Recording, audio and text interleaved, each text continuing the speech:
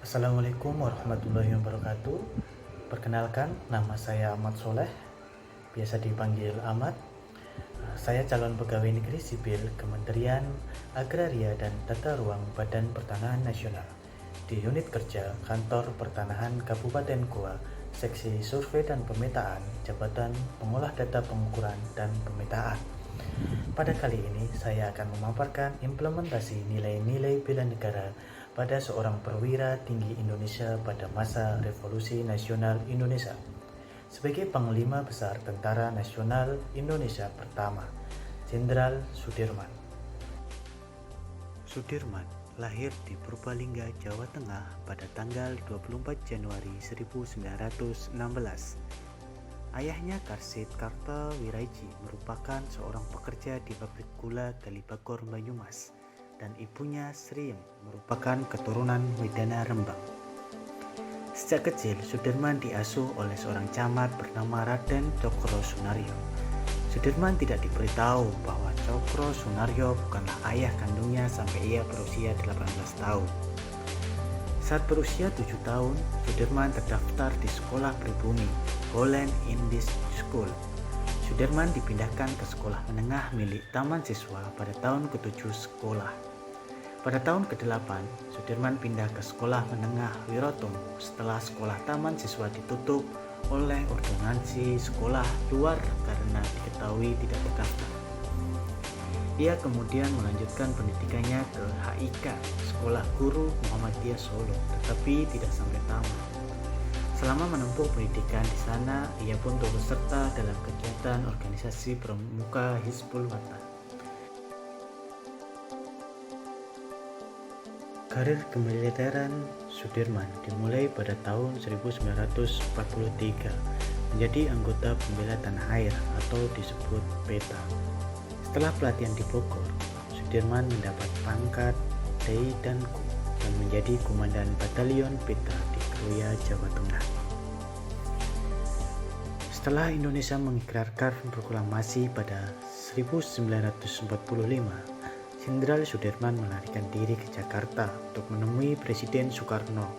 Sang proklamator menugaskan Jenderal Sudirman untuk mengawasi proses penyerahan diri tentara Jepang di Banyumas yang dilakukannya setelah mendirikan divisi lokal Badan Keamanan Rakyat. Ia lalu menjadi Panglima Divisi 5 Banyumas sesudah TKR atau Tentara Keamanan Rakyat dengan pangkat kolonel.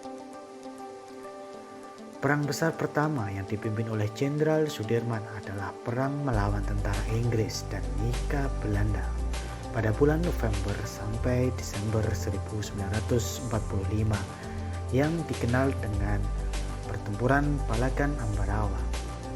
Pertempuran berakhir dengan kemenangan. Atas berbagai prestasi kemiliterannya, maka pada tanggal 18 Desember 1945 Sudirman dilantik menjadi jenderal oleh Presiden Soekarno. Seiring berkembangnya TKR menjadi TNI, Sudirman dilantik menjadi Panglima Besar di Gedung Agung Yogyakarta pada tanggal 28 Juni 1947. Pada Desember 1948, Sudirman melakukan perlawanan terhadap agresi militer II Belanda yang terjadi di Yogyakarta beserta sekelompok kecil tentara dan dokter pribadinya. Jenderal Sudirman melakukan perjalanan ke arah selatan dan mulai perlawanan gerilya selama 7 bulan. Hingga akhirnya Belanda mulai menarik diri. Jenderal Sudirman dipanggil kembali ke Yogyakarta pada bulan Juli 1949 oleh Presiden Soekarno. Sikap dari Jenderal Sudirman yang bisa ditiru berdasarkan Undang-Undang Nomor 23 Tahun 2019 tentang Pengelolaan Sumber Daya Nasional untuk Pertahanan Negara Pasal 7 Ayat 3. Nilai dasar bela negara meliputi 1. Cinta tanah air. 2. Sadar berbangsa dan bernegara. 3. Setia pada Pancasila sebagai ideologi negara.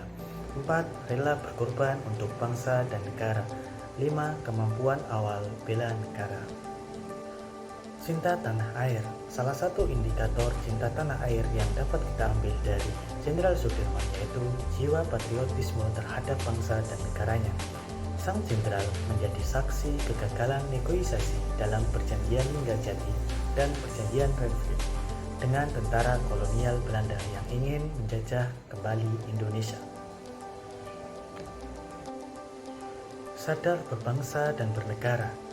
Salah satu indikator yang dapat kita ambil dari Jenderal Sudirman yaitu berpartisipasi aktif dalam organisasi kemasyarakatan, profesi maupun politik. Selama menempuh pendidikan di sekolah guru, ia pun turut serta dalam kegiatan organisasi Pramuka Hizbul Fatah dan setelah itu menjadi pemandu dalam organisasi tersebut. Setia pada Pancasila sebagai ideologi negara. Salah satu indikator yang dapat kita ambil dari Jenderal Sudirman yaitu menjadikan Pancasila sebagai pemersatu bangsa dan negara. Jenderal Sudirman memiliki visi dan misi melawan penjajah. Meskipun begitu, Sudirman tidak radikal dan melawan pemerintah. Rela berkorban untuk bangsa dan negara. Salah satu indikator yang dapat kita ambil yaitu bersedia mengorbankan waktu, tenaga, dan pikirannya untuk kemajuan bangsa dan negara.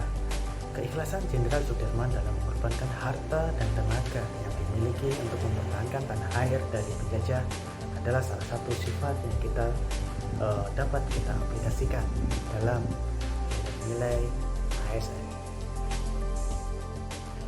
Kemampuan awal bela negara.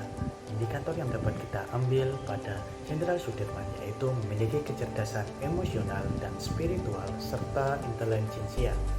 Sudirman memberikan pendidikan moral pada saat mengajar murid-muridnya dengan menggunakan contoh dari kehidupan Rasul. Kemudian, nilai-nilai keteladanan tersebut dapat kita aplikasikan dalam menjalankan fungsi sebagai ASN, khususnya di lingkungan Kementerian ATR BPN. Nilai yang dapat kita teladani, yang pertama, keberanian. Seorang PNS harus berani dalam pengambilan keputusan yang berdasarkan data dan kebenaran, serta bertanggung jawab terhadap pekerjaannya. Yang kedua, berani menolak terhadap hal-hal yang bertolak belakang dengan peraturan yang berlaku. Nilai yang kedua yaitu rela berkorban. Seorang ASN bersedia mengorbankan waktu, tenaga, dan pikirannya untuk kemajuan bangsa dan negara sesuai tugas dan fungsi masing-masing. Menjalankan program strategis nasional dengan ikhlas merupakan salah satu sikap rela berkorban. Yang ketiga yaitu mengedepankan nilai moral. Seorang ASN harus menghindari pungli, suap, dan gratifikasi. Sekian penyampaian saya. Mohon maaf apabila banyak penyampaian yang kurang pas. Saya berharap sebagai calon pegawai negeri sipil di lingkungan Kementerian ATR BPN dapat menerapkan nilai-nilai bela negara dalam menjalankan tugas dan kewajiban sebagai ASN. Terima kasih. Assalamualaikum warahmatullahi wabarakatuh.